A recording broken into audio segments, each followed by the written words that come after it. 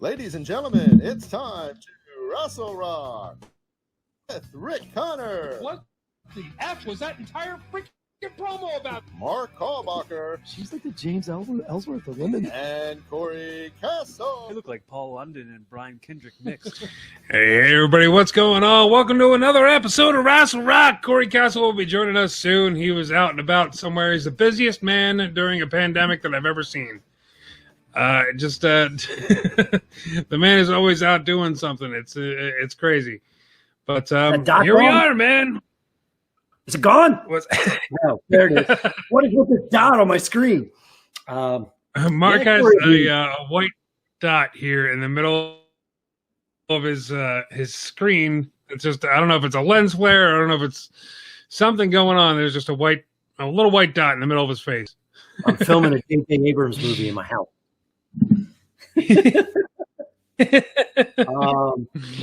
Start playing the Star Trek theme. Corey will be here sooner or later.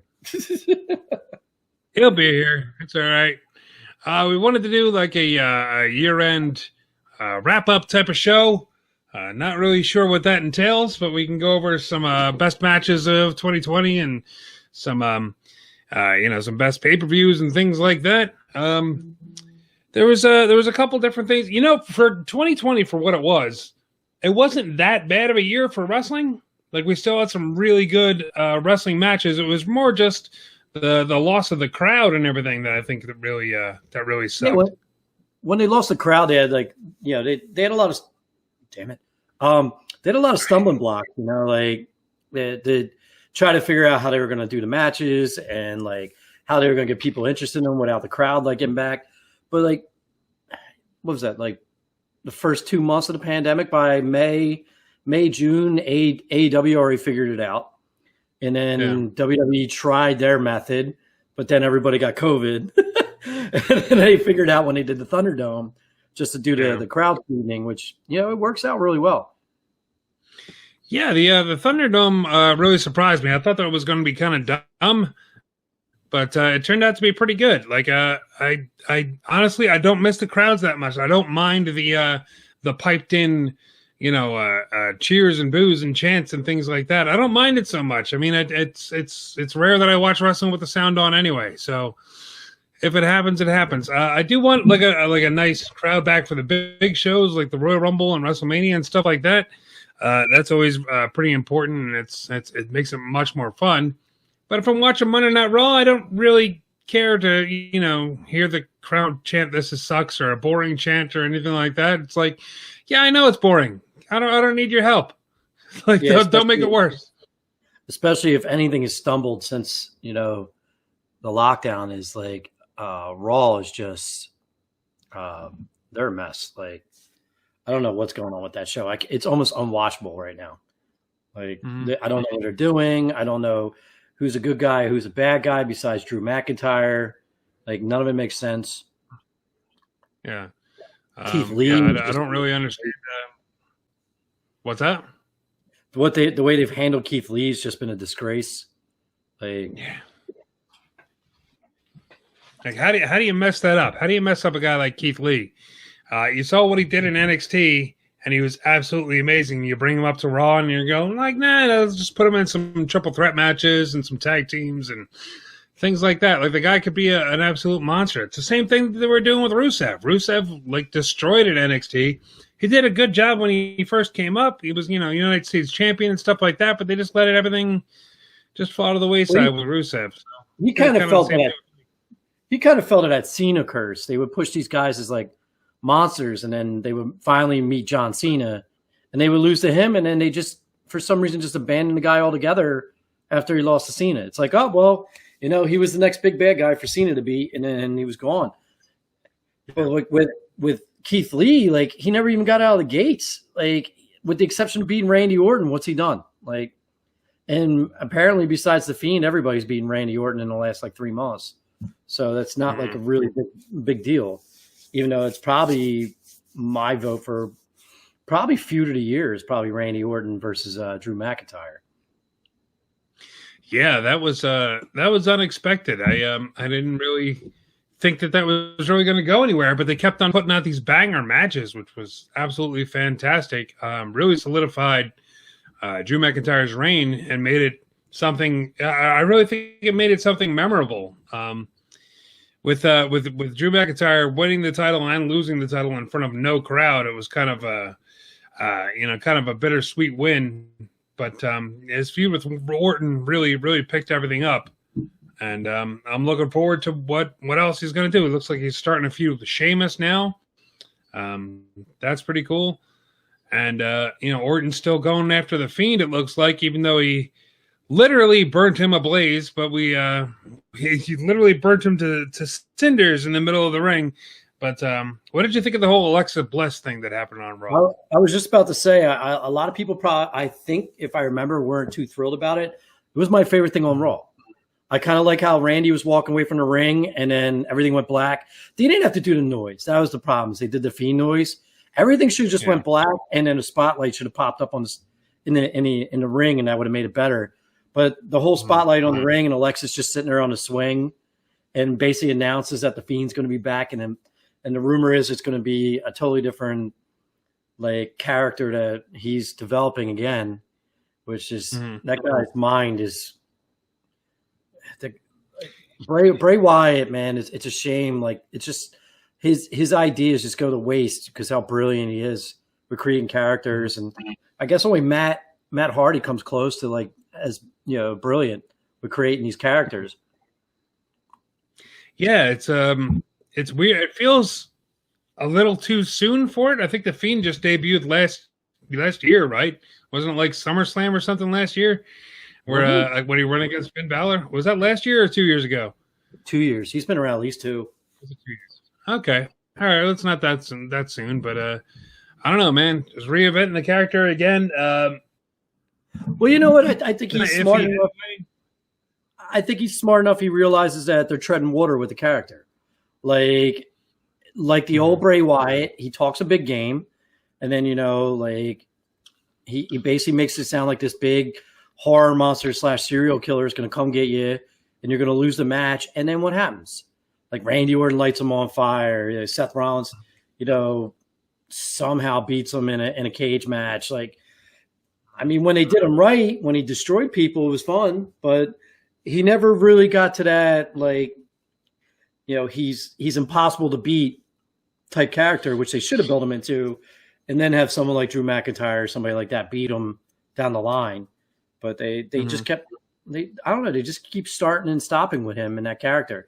And then taking him off SmackDown, putting him on Raw when he's got a program on SmackDown with Kevin Owens, and they just squash it because Kevin Owens is still on SmackDown. They just start a whole new program on the other show. I think he just sees it as they're treading water with the character, and he's going to possibly come with something new or an amalgam maybe of his other characters. I don't know.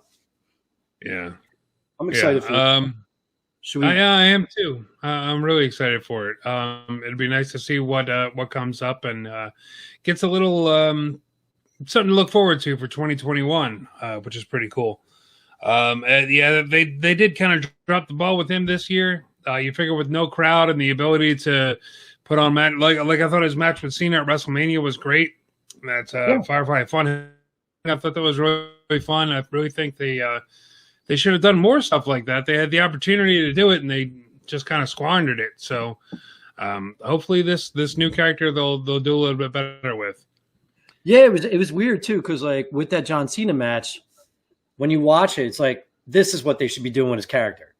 I like that he always has he has a history and goes after people that wrong Bray, but they should be brought into this weird world where the Funhouse is, instead of people showing up on the Funhouse and beating them up, and then they have to fight him in this world, which he ends up showing your flaws and destroying you. John Cena, props for him for doing that.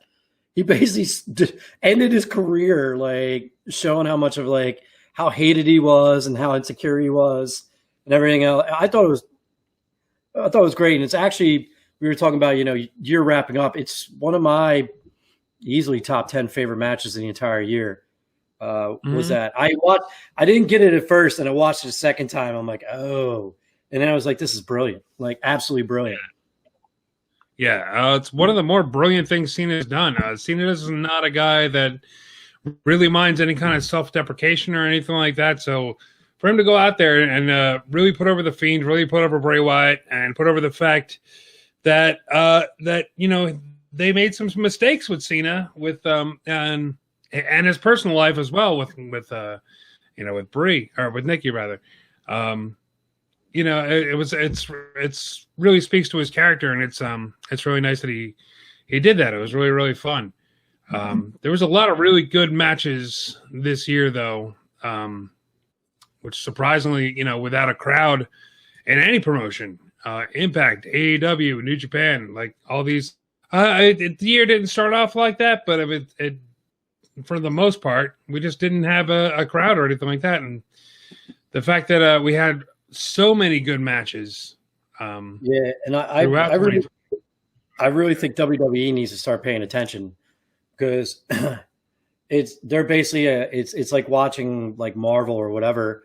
It's like, you got WWE's Thanos, and then you got all these little places all assembling, and now they're going to start trading talent and trying to build like their own group to fight against this big monster.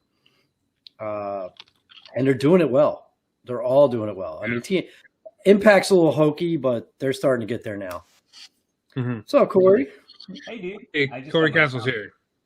Does that? Can you guys hear me okay? Yeah. No. No, you sound horrible. Try talking into the microphone. Hello. Yeah, there you That's go. much better. Hi. What's going on, sir? Sorry, I was just running That's a very crazy nice hoodie errands. you're wearing there. What's up? You said that's a What? very nice hoodie you're wearing there. Thanks, the hoodie. dude. You're wearing a nice hoodie. Thanks. Very cool. I got it Where'd you during get Rassle Bell Rock, that? Very nice. I got it during Very Rassle cool. Bell Rock. Trying to help some charities. I still and haven't. such. You did. You very much did. Very much did. I still haven't been able to check the numbers for the Partners in Health, what we did on the website. But it was very cool that we got to raise $560 for Red Nose Day. It was awesome. For those of you who don't know, the Red Nose Day thing was a global thing that was going on from December 12th to December 20th, which is the day we did it. That was YouTubers from all over the place collaborating and not collaborating, but they were all building towards one charity. So we raised $560, but globally through that entire week, they raised over $4 million. So we're a little part of that. We were part of that. Hey, man. We're very much a part of that. We raised $560, and that's pretty sweet for a little tiny that $4 YouTube channel million. that doesn't really do much. That's pretty dope. Yeah, dude. It's like it's like taking spoonfuls of the ocean. It's still water. Yeah, man. Still slowly I drinking guess. drinking it.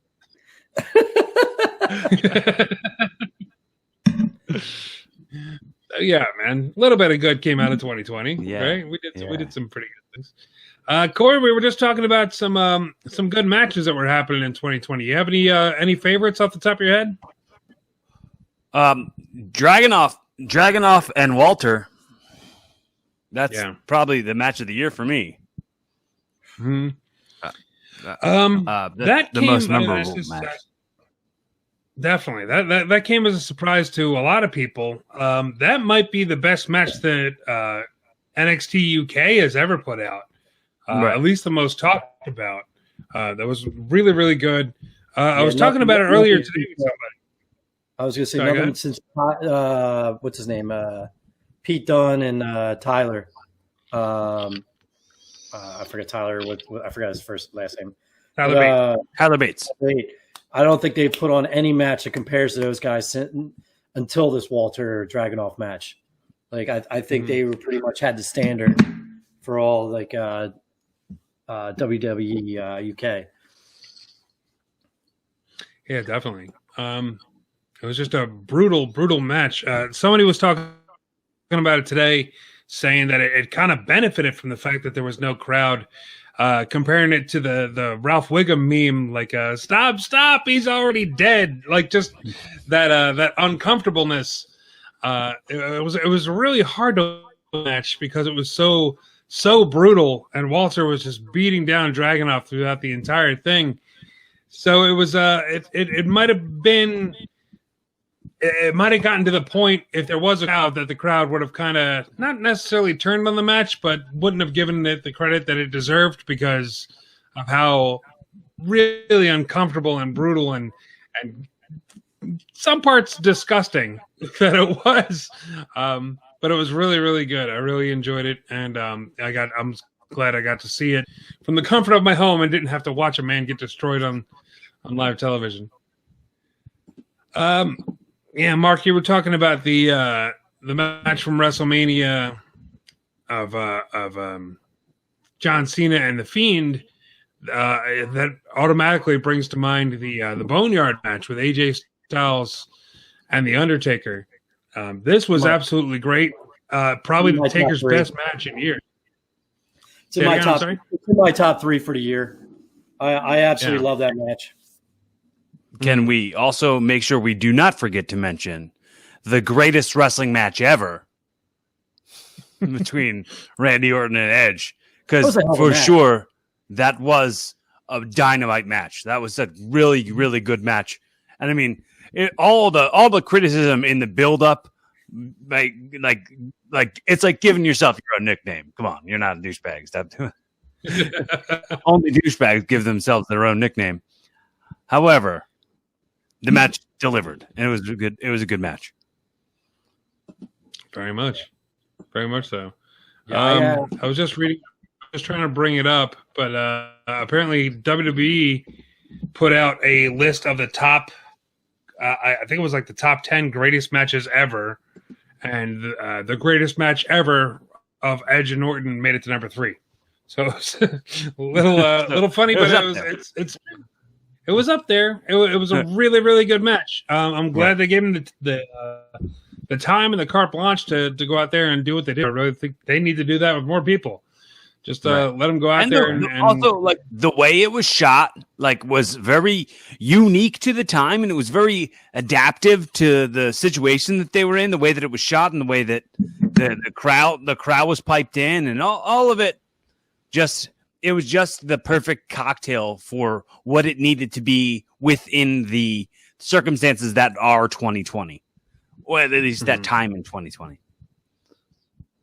Yeah, that was kind of right at the beginning of lockdowns and no fans in the crowd and stuff like that.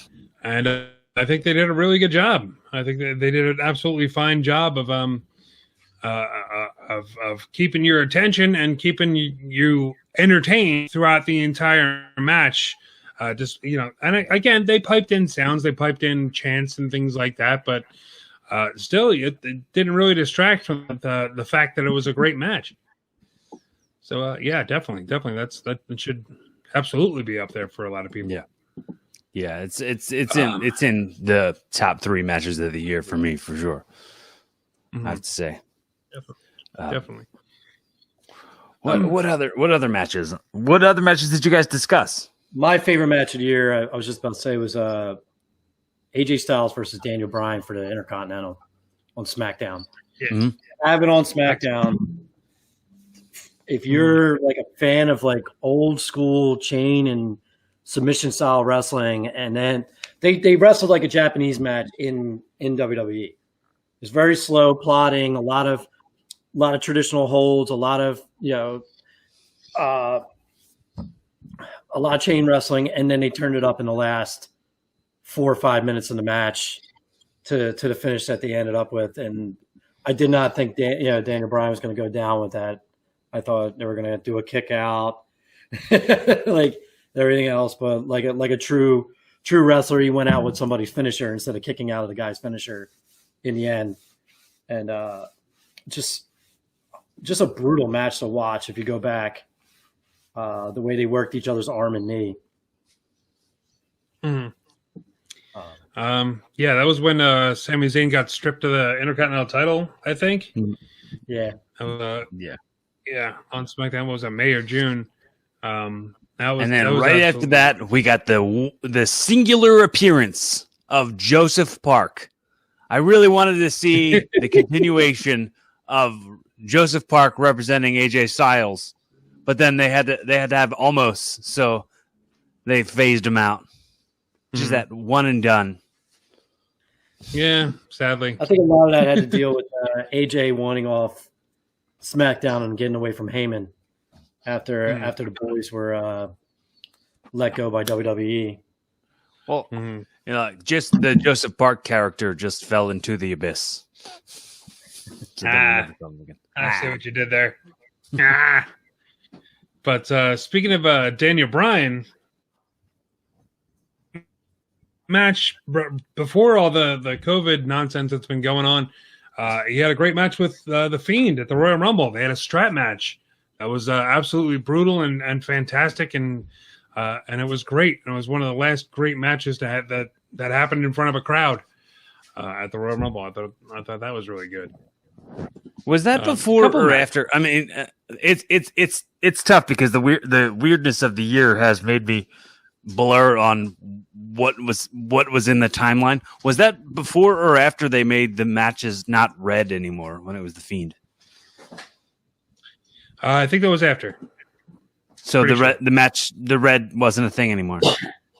I don't think so. I might be wrong. Okay. But I don't remember. The red thing feels like it happened, like 8 years ago. While there was still an audience. Yeah. Daniel Bryan match, he did away with it. He did away with it. Yeah. Yeah, they mentioned no, did away with it. No Kane lighting. No. Nobody liked when Kane was around, but for some reason they went back to it. Yeah, it wasn't great. You can't see anything. It was yeah, a lot of fans were complaining. It's like watching it on TV, you couldn't see anything. It really wasn't that good. But I'm glad they did it with it. They started to build up the Fiend a little bit, and now they're like we said earlier, they're going to be bringing in some some other stuff with the Fiend. So we'll be seeing a brand new version of him apparently at some point. Well, I didn't see. We had a great. Sorry, go ahead. I wasn't able to see haven't seen anything since the Inferno match. I haven't seen anything at all since then. What's the sitch after he's on fire? Apparently Alexa Bliss came in. She was sitting on a swing set talking to Randy Orton, saying that the Fiend is going to be back as something brand new. Essentially, there's going to be like a big reimagining of the Fiend, and going to come back as pretty much a new character. Bray Wyatt's new character is coming up pretty soon. So basically, wait and see. He's going to be We'll the best. We'll see what happens. Of course, he's not dead. He's not dead. Completely engulfed in flames, but not dead. That you're our Fiend. I'm done. We're happy that You can get it off me. Dead. I got you. Yeah, man. What are some other good matches? The Seth Rollins and Rey Mysterio feud. I thought the ridiculousness of Rey Mysterio losing an eyeball was a little much, but I thought other than that, they had some really good matches, and that feud lasted a long time. And that's my vote for worst feud of the year. Introduced us to Dominic Mysterio, who turned out to be much better than we thought he was going to be after his first outing. But it turned out to be a pretty decent. You'd have to stay idealistic when it comes to Dominic Mysterio, considering the fact that he was like trained by Lance Storm. So having that training, I mean, I had high hopes, but I still didn't expect much. I still expected him to be sloppy jalopy. I still expected him to be kind of messy, but I mean, what can you expect? He's like 17 years old. Come on. He's like 6. What the hell? He's like 6 years old. He's like a 7-year-old. He's just a toddler. He's a get some rest, tall child.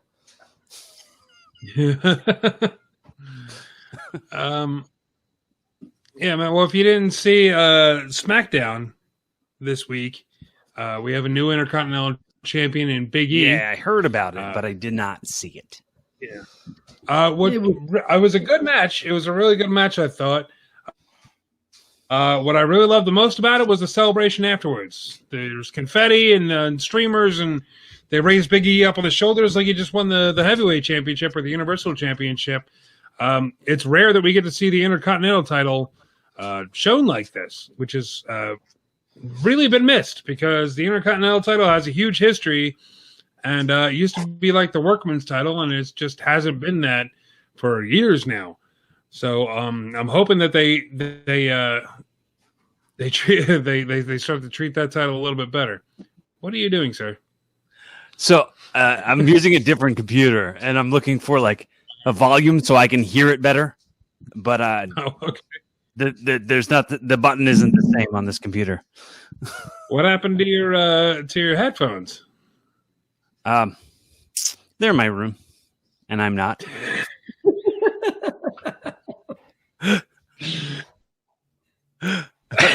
All right. Well, see you later. A very fine organization here at Rassle. Always prepared we are. That's okay. They'll be back next week. Tune in next week for Corey Castle's headphones. So yeah, I don't know. What did you guys think of the old Big E winning the Intercontinental Championship? I think it's. Oh, okay. Go ahead, Mark. Good. Oh, I was going to say, I just think it's neat. I think I like him, but I mean, it's not damaging. It's not damaging. It's not damaging Sami Zayn because he's the best. It's not going to hurt him. Mm. And that's all I have to say about that. Okay.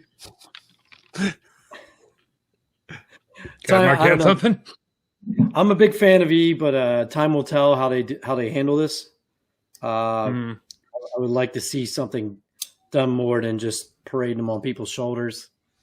I mean, they need to make the Intercontinental title matter before they really make a big deal out of someone winning it. So we'll see. I'm going to enjoy it. I mean, who doesn't like Big E? Like he's just a lovable guy. I mean, he's a hell of a wrestler. His splash on the ring apron is still one of my favorite moves in wrestling right now. Yeah, well, time will tell, man. I have nothing more to say about him winning. I was more mad about the Kevin Owens match. Like, are we really going to do this again? What is going on? Does anybody see the lights going in and out on my screen? What is this? Yeah. You're getting lighter and darker, lighter and darker. I don't know. I think my laptop's dying. I'm so sick of cage match. I'm so sick of the WWE cage match. Hey, we're going to make sure no one gets into the cage, interfere in the match, and then they always have someone run down at the end and interfere in the match. It's like, why couldn't we just have if Kevin Owens is going to lose, why can't he just lose clean? Why do we have to have him handcuffed to the cage? And, it was just gross. It kind of set my mood for the rest of SmackDown. I was just done with SmackDown for the rest of the show. And it was actually a pretty solid show. Yeah. SmackDown was pretty good this week. We had a lot of things going on. Charlotte and Asuka, again, coming out.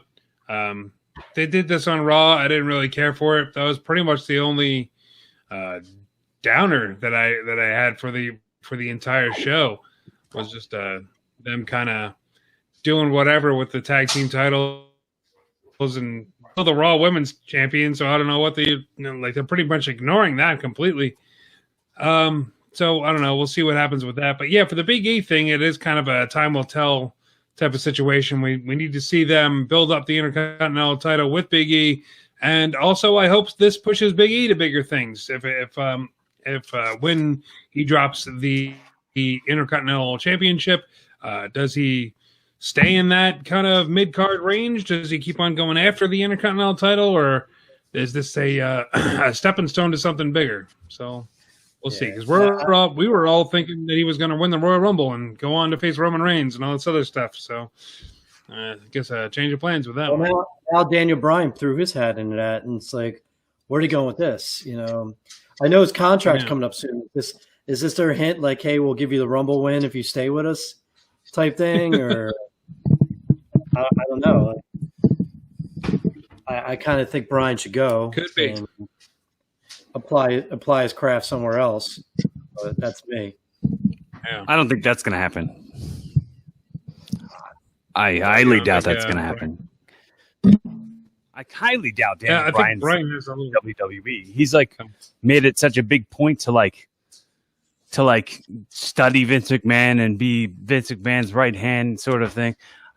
As of late, that's the story that's coming out. So I don't think he's planning on going anywhere. Mm-hmm. I mean, again, time will tell. You never know. Anybody can be let go at any time. If 2020 has taught us anything, they got rid of the Good Brothers. They got rid of a whole mess of people. There was something like 40. Somebody released a list of all the people that were released in 2020. It was something like 40 people from WWE. And yet, Nia Jax. And Nia Jax is still here. What the F, man? Injured more people than anyone combined in the history of wrestling, and she's just she's still here. Yeah, she sucks, but let's put her on TV anyway because of who her family is. I know. Wait, who Sorry.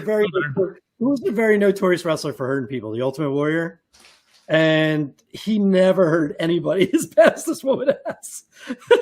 No, not even close.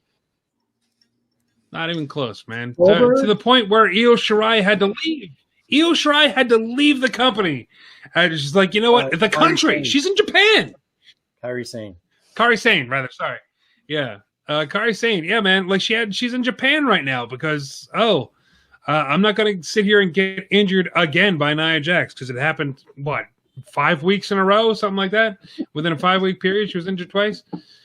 Absolutely insane. But anyway, okay. I'm glad more people are coming on board now because when I first got on the Nia Jax hate train, everybody was like, no, I think she's all right. She's got potential. She could be somebody. And now everybody's like, yeah, you're right. Let's get rid of her, please. Can we get rid? She's boring and she's hurting people. We have to stop. Yes, but we are not the right people to be saying. You know what I mean? We're not the one. We're not the ones you wanted on your side on this. You probably wanted Kevin Dunn and Vince McMahon on your side on this one. And you're not getting it. Yeah. We're not getting it. Nope. That's the uh-oh. I'm frozen. Oh no, I'm frozen. What's happening? Let it Come go. on back. There we go. I got a little frozen there, but anyway. Yeah, man. So again, time will tell with Nia Jax. Let's see who she can injure in 2021. Because watch 2021 be any different. But moving on, WWE announced Legends Night. Their big answer to what's gonna save Raw from the USA corporate office being upset at the low ratings. This is gonna be they do stuff like this all the time with Raw Old School and Legends Nights and things like that. Let's bring some of the older talent in. What's that? It always does big ratings. It's just sad. It draws one big rating and then it goes right back to normal, right back to crappy normal. You can't change things for one night and expect that to change the entire results of your crap ass show. Mm-hmm. The ratings are gonna still suck. Mm-hmm. After that one night, Legends Night. But what are you going to do? Ric Flair does not look healthy, and you're going to parade him out in that ring and have him do his woos and all that.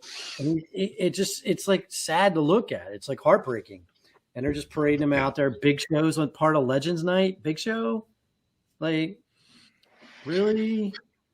Who else? I think Hogan's coming. I think they're going to have Hogan on there.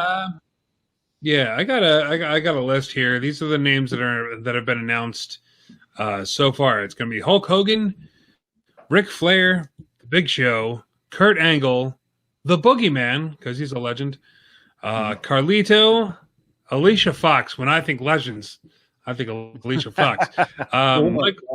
Michael Hayes, Michael P.S. Hayes, Mark Henry, Hillbilly Jim, Erwin R. Shyster, Ivory, Jacqueline, Jeff Jarrett, Melina, Sergeant Slaughter, of course, Tatanka, Tori Wilson, and Mickey James. Isn't Mickey James still on the current roster? She is a current roster member, yes. Well, I guess this is our big reintroduction to Melina. I heard she was coming back. So I guess they're going to use Legends Night to bring her out and then start something with her. Could this be, honestly, just maybe this is just speculation, but could this be where like the reintroduction of an Attitude Era type feel is inched out tiny piece by piece? Maybe. Only if they have Randy Orton come out and kill every single one of these legends. It'd be the greatest. Everyone talks. Randy Orton comes out and just RKOs them as soon as they start talking. Like 30 legends just laid out by the end of the night. Honestly, that would be pretty cool. Like Austin used to do stuff like that, just stun people left and right all over the place, and people love the hell out of it. If Randy Orton stuns or gives an RKO to every single person, including people like Alicia Fox, like why not, man? Just Alicia Fox just walks right out of the dressing room and bam, immediately RKO. That'd be great. I honestly, I would absolutely love that. It just showed him locking him up in a cage and he's just salivating. He's just rock. Randy's not allowed out of the cage until all the legends are out. I honestly, yeah, that'd be really funny. Well, not. I mean, honestly, they're going to do the same thing that they always do: is just bring them out to the ring and they'll say a couple lines, and somebody will interrupt, and then somebody will also interrupt, and they'll get beat up, and that'll be it. And they do the same thing every single time. So, or they'll have a big backstage time where they're all playing poker or something weird, you know. Nothing major. Nothing major is going to happen, unless you know. It's like we're going to get our obligatory Legends Night where some weird stuff happens, and then it cuts to Farouk, and he says the damn. He hits the word damn, and then tune in next nostalgia pop of ratings. You know, we're crapping all over it, but at the same time, I'm gonna watch and I'm still gonna pop when I see guys like Mark Henry and it's still gonna get me. It's still gonna be like, oh man, I remember that guy Carlito. I hope he spits us in somebody's face. Cool. I hope that happens. You think Matt Flowers is gonna be sitting in front of the TV with all Hulk Hogan gear on, just waiting for the Hulkster to come out? You know what's happening. I want to get a picture. I want to get a picture of Matt Flowers in front of the TV, like Indian style, like in front of the TV, just with all his little, like his foam finger and his bandana and everything on. It's like, come on. I've been watching for 2.5 Rick. hours. He's going to come out. Hey, Rick, can you make that a T-shirt on the Teespring store? What? Matt Flowers sitting crisscross applesauce in front of the TV with his Hulkamania shirt on. Yeah, we need a much better artist than Foam me. finger. Come on, Matt, send us that picture. We'll put it on a T-shirt. Yeah, Matt. Yeah, we need a much better artist than me that can draw that for us. So if anybody out there is listening, that can do that, I definitely want to see it. What was the other one? We had another T-shirt. It was something about Sting. Do you remember? It was like Sting at the grocery store or something. It was something weird. Something weird that we said. It's like, oh, we gotta get that on a T-shirt. Somebody's gonna draw that. I forget what it was. Man. But yeah, it's around about that time, I'd say. It's about that time where we shine a spell on somebody who shines the greatest. This could be, you know what? It's the end of the year. Let's do who wins wrestling for all of 2020. How about that? Change it up a little bit. Okay. And my sound is not there. It goes.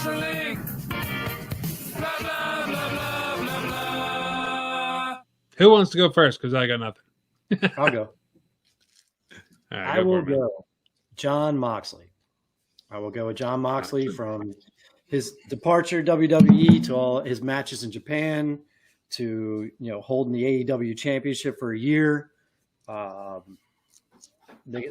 Another guy they said he wouldn't do anything once he left WWE, or WWE had no value in him, and he left, and he proved how valuable he really is.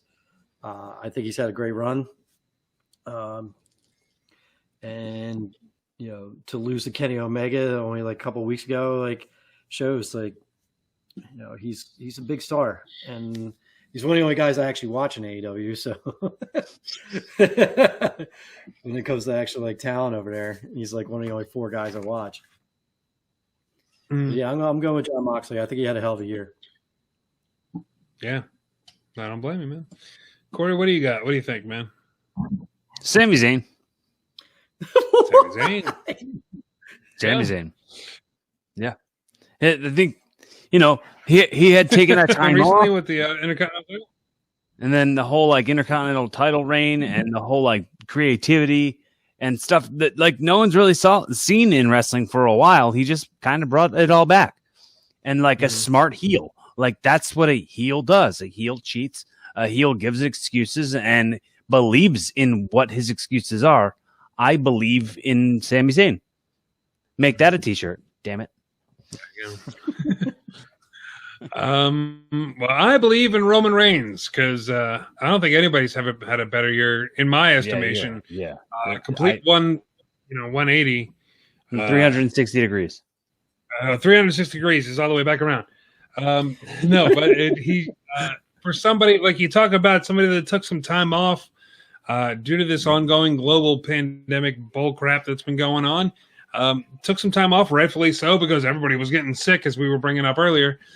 But yeah, took that time off, came back as a completely different person with completely different teeth, and he's been doing great. He's been the most entertaining thing to watch in wrestling as of right now. And he came back when was it August or September or something like that? Summer. He came back, yeah. And it's the guy has not been boring at all. Like every single time he's out there, it's entertaining in some way or form, whether it be a match or a promo or whatever. From pay-per-view to SmackDown to pay-per-view to SmackDown or everything in between, it's all been fantastic. Like if somebody right now came in and said, "What's going on with wrestling?" I would show them Roman Reigns. This whole angle with the family storyline and everything going on, and even to Kevin Owens, which has been a great feud. Cage match aside, ending as a cage match aside, the actual cage match I thought was great. The ending, it's like and it happens, but yeah, WWE's the king of booking bad endings on television. But yeah, I'm definitely going with Roman Reigns for who wins 2020. Who wins wrestling in 2020? That no one said AEW. Anybody? Oh, Jon Moxley. Well, no. He said Jon Moxley. Yeah. But, dude, believe me, AEW's got its pitfalls, but I think Moxley's. Whereas you have Jericho, but Jericho's more on the goofy side. I think Moxley's the wrestling side that shows what AEW can be. Even though he's still a little on the ultraviolet side, violent side, he's a hell of a wrestler. His matches are all solid. I mean, I want to real quick, if I can do this, take a moment to just kind of give my sympathies to the family of Brody Lee, the people who loved him. I only met him a few times, but super nice guy. I think him and I had a cool interaction inside of the sheets, and he was funny and nice, but he's definitely, I can tell he's super missed, and everyone is just talking about what a good and great guy he was. And I feel terrible for his family for losing him the day after Christmas. It's terrible. But I don't really know what I can say that hasn't been said a million times over. No. Yeah, it's been talked about a lot. Brody Lee passed away at the age of 41, which is really, really horrible. It's very, very young. His wife said it was non-COVID related lung problems that apparently have been going on for a while. It's very, very sad. Again, I never met the guy. I have no relationship to him other than the fact that we both worked in Chikara. That's pretty much it. Not at the same time. So I never met the guy, but yeah, everybody's been saying he's been a great guy.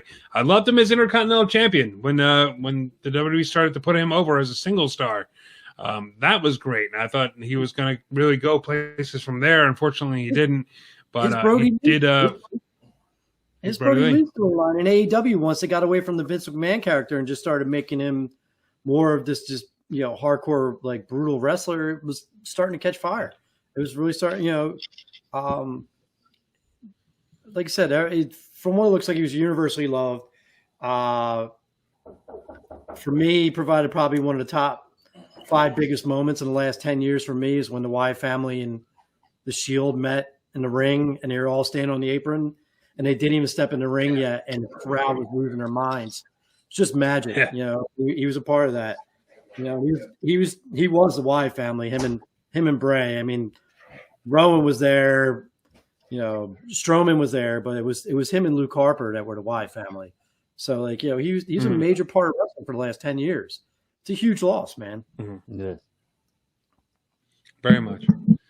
I hate to end it on that sad note, but that's about all we got for if we can just kind of turn it back into the positive real quick. I just want to kind of say the year has taught us a lot, and 2020 has taught us a lot as broadcasters as well. And I just kind of want to be grateful for it in this moment, where be grateful for the fact that we're all healthy and we're all safe and we're all good. But we learned that we don't have to go to a gosh darn studio to record a podcast, and we don't all have to be in the same place to do it. And this might be just the way we do it now. And this is actually great. I actually really like it this way. So I hope that you guys also like it this way as much as I do. But I mean, we could continue into 2021 having amazing, excellent shows just like this, and maybe bring Matt Flowers back and get him to stop being a little wuss. I tried to get him to come back to one day, and he went through and never came on. I'll get him back. He did call me about that. He was expecting me to text him, and apparently I emailed him, and he was in line at Wegmans and just couldn't get home to get the email. But whatever, we'll have him back on. He'll be back on for the Rumble. Yeah, I do enjoy this. Sorry, go ahead. Just say he's a good dude. I miss him. He was the first person to text me on Christmas. He was legit the first text I had on my phone. So, he's a good guy. Yeah. But yeah, I do like this format that we had. So that is something else good that came out of 2020. I think this is a lot better. You can see there's a couple videos on the YouTube channel of this show in the beginning of the year, back in like January or February, where we were, it was me and Mark on one couch in Cory's living room and Cory on another one. And it was pretty much this, but it was in the same room on 2 different screens on 2 different cameras. It was just awkward looking and weird. But I think this is a lot better. So I'm all for it. We figured out something that gels a little bit better. Yeah. Out of necessity. Yeah. And eventually I'm going to get a better microphone so you'll be able to hear me a little bit better. And it'll stop cutting out, and hopefully I can figure out a way to get a better internet connection, and we can all stop cutting out. And so 2021, it'll be an even better year for us at Rassle Rock. Well, I also I want to acknowledge, the tremendous amount of heart that you put into this program, Rick, and how you ended out this year, really, really being selfless and letting you know that it's not unnoticed. Thank you very much. I appreciate that. But again, I couldn't do this podcast or anything by myself. My whole YouTube channel is full of matches that I'm not in, so I wouldn't be even doing any of this if it wasn't for you guys and the other people that I've filmed and edited and put together. I do work hard, but at the same time, I could not do it alone. So don't even think for a second that I'm being overly humble. Yeah, we are lucky though. We have a crew of guys, man, that from all the independent wrestlers to Matt to especially Nick Burke, who's always with us. We have a lot of guys that really help out here, man. Like I said, your 10-hour marathon, like, dude, it really helped out with all those guys jumping on there and helping us out and helping you stay awake. And it's nice to see that your beard's come back already. It's starting to grow back in a little bit. It's getting, I don't know. I haven't decided yet if I want to keep up. Yours is shorter. You should have shaved it on the stream. You just kind of shortened yours. Next time we do a long one like that. We've been talking about doing these like dumb wrestling indie movies, like watch along videos. So we really have to organize something where we do that. These like dollar store DVDs of like crap ass wrestling shows, wrestling movies. But like now with this software that we use, we're going to be able to share the screen so we can show it and just kind of like be there too. So I don't know. I don't know if YouTube will. I just got a big I don't know about claim. the legalities of it, but I just got a big copyright claim for the. We can make it like a Patreon exclusive or something. Like as long as we're not publicizing it. Like it's just for our stream or whatever, and it's private. You gotta pay. You gotta pay the moolah. The money. All right, man. Let's wrap up this thing, man. Cory, I know you got plugs. Let's hear them. New episode of my podcast, Evolving with Cory Castle. An exclusive bonus episode came out on Christmas Eve, so check that one out with Matthew of Botchamania, the guy who created Botchamania. We did like a full breakdown of all the Wicked Hanuman matches and all the backstory that I can remember. And then I had an episode come out today with Justin Morris. Last Monday, I did one with Alex Voluto, who's he's this hilarious comedian from Utah. So funny. And just check out Evolving with Cory Castle. Follow me on Twitter for lots of jokes. At Cory Castle, as it says here at the bottom of the screen, if you're watching this on video. And also make sure support your friends, support your family, play like a champion today, because we don't got tomorrow. I stole that from Enzo's Instagram. All right, man, that's one way to go. Mark, you got anything for us? Just Happy New Year. Everybody be safe. Happy New Year. We'll see you in That's a week. about it, man. Check out RassleRock.com. You can check out our old episodes and visit the Teespring shop where we were just talking about 100% of all proceeds go to Partners in Health, everything on there. You see the sweatshirt here, the hoodie that Cory Castle is wearing. They're all on there. They're all pretty cheap. And they're all pretty good. It's pretty good quality. Yeah. I have to say, I have an old hoodie, Team New Era hoodie that I bought back in the day that is still holding strong and still like one of the comfiest pieces of clothing that I own. So definitely go and check that out. And that'll be about it, man. That'll about do it for this episode of Rassle Rock. I'm Rick Connor. Mark Hallbacher.